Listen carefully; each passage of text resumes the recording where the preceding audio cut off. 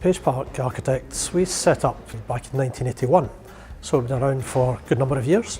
We are now a practice with 40 people, working across a wide range of sectors throughout Scotland, in fact throughout the UK.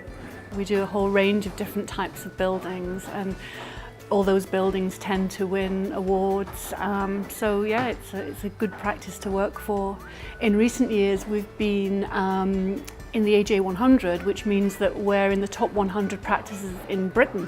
I suppose one of the triggers for thinking about employee ownership was succession and the partners thinking about what would happen when they're not here. They're not that old, but that was a trigger.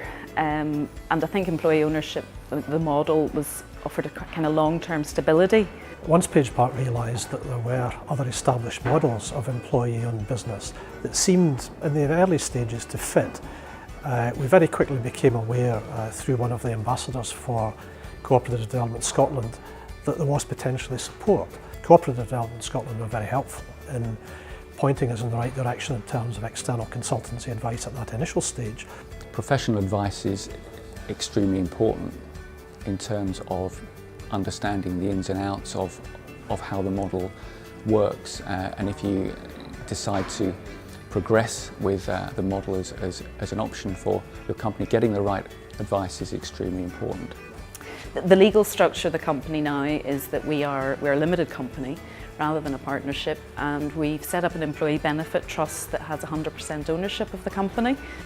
Working here, I think everybody's felt really excited about the change. It's not been something that's happened quickly, it's something that's been happening over quite a period of time, probably about 5 years that we've been reassessing the company business model, and people have been taking more ownership of certain aspects, and that's helped a lot because people suddenly become much more aware of their roles and taking on more responsibility. We all have our place within the business model, and we all get to have a say in the business. So it's not as though there's kind of the bosses and then the rest of us.